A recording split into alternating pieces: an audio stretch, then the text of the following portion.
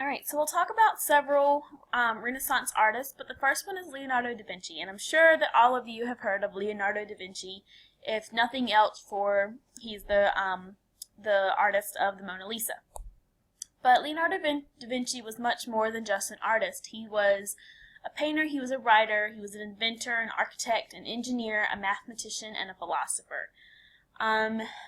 If you've ever seen Ever After, he's the older man in the movie with that has the Mona Lisa in his caravan and has ends up helping.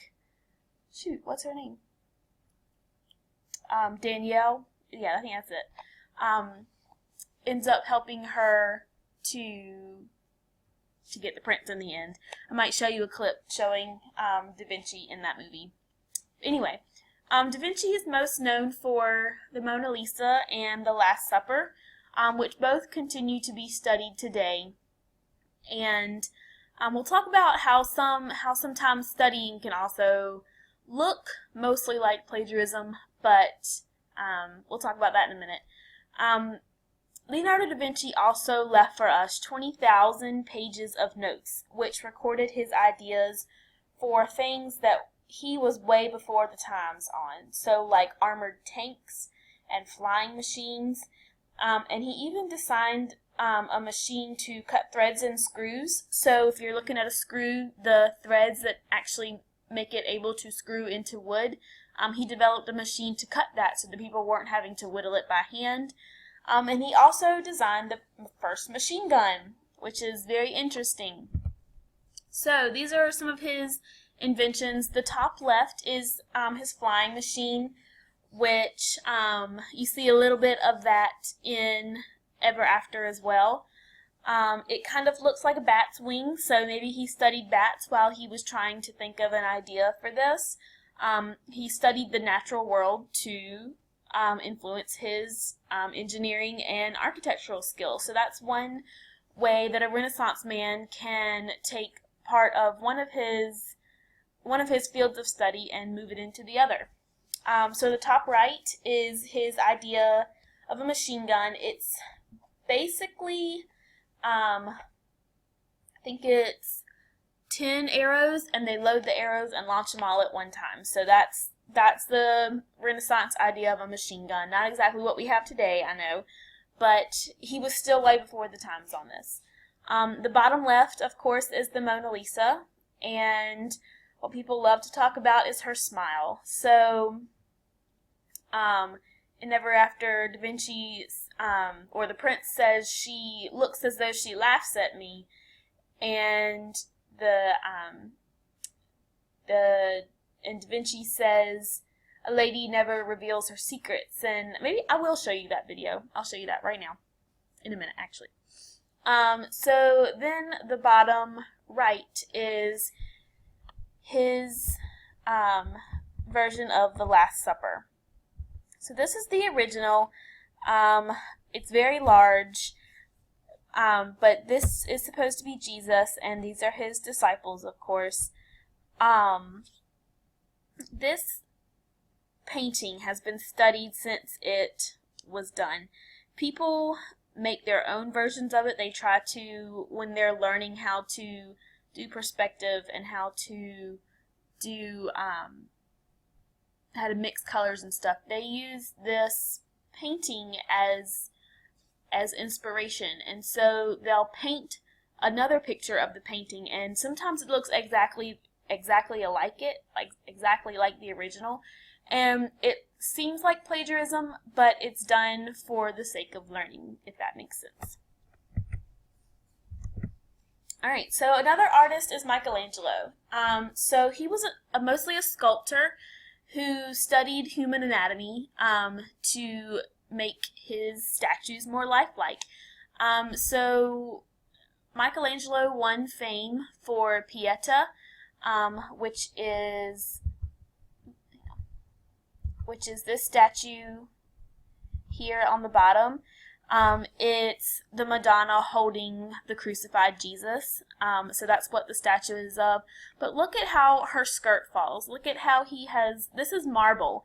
So look at how he has carved Jesus's ribs and how he's done the cloth in Mary's dress so that it looks like you can reach out and touch it and move it. But this is actually done with marble, and it's amazing to think how painstaking, how long this can take a person. This was originally a block of marble, and he has carved two very lifelike people out of it. So another of his famous statues is the statue of David. So this is the Bible story, David and Goliath. This picture of David is him studying Goliath, who you might know. The story of David and Goliath is that David was kind of the runt of his brothers, and while they were fighting a war against an army who had kind of what they called a giant, he was probably just a very large man. Nobody could beat the giant, but David came, and with a single, with a slingshot and a single rock, he was able to kill Goliath and win the battle for his people. Well, this is supposed to be a statue of him studying Goliath, and this, over his shoulder is the slingshot, and it's actually a full, it's a full body sculpture, but I can't show the whole body because he is naked. So if you want to look on that at your own time, that's perfectly fine with me.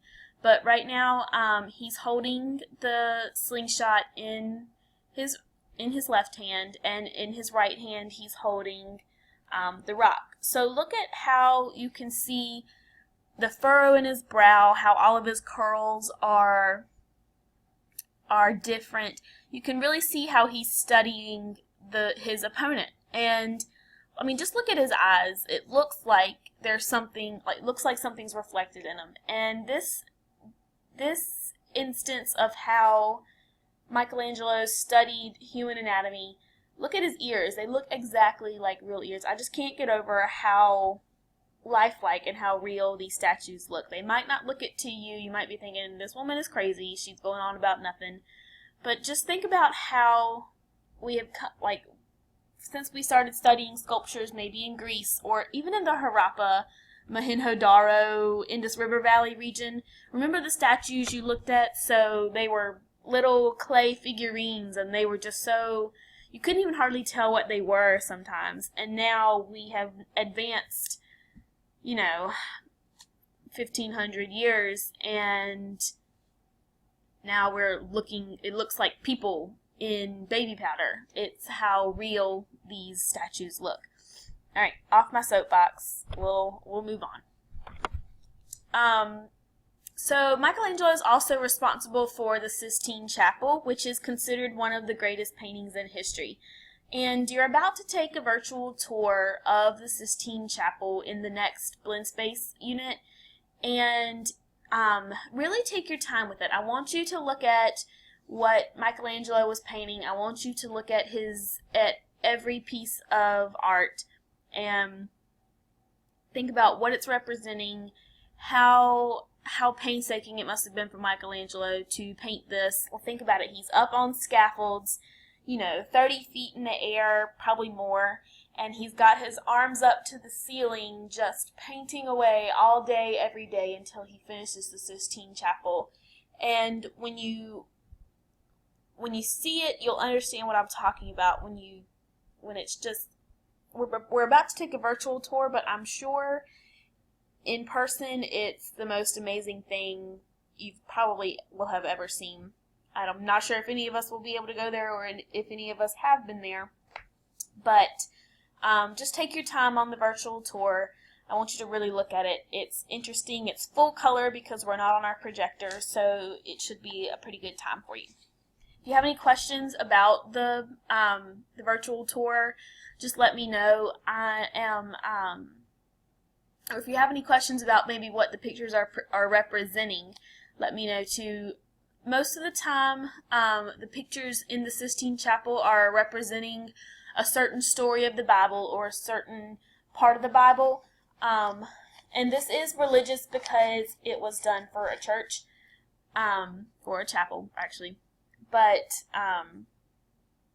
I had a thought and it went away. Oh, make sure when you launch the virtual tour that you're also clicking out or exiting out of the music that pops up, because it'll try to download weird music and it's nothing that you really need. So just make sure you exit out of that. It might crash your computer. It crashed mine once. But just make sure you exit out of that when it pulls up. One more thing about the Sistine Chapel is that Michelangelo, the Sistine Chapel is amazing in and of itself just looking at it, but once you look at how personalized Michelangelo made each person in his painting of the Sistine Chapel, it looks as though he might have been like using people that he knew. So everybody looks different. Nobody looks the same. It's just a very personalized and painstakingly done painting. And you'll see what I'm blabbering on about when you see it. But if you have any questions about it, let me know.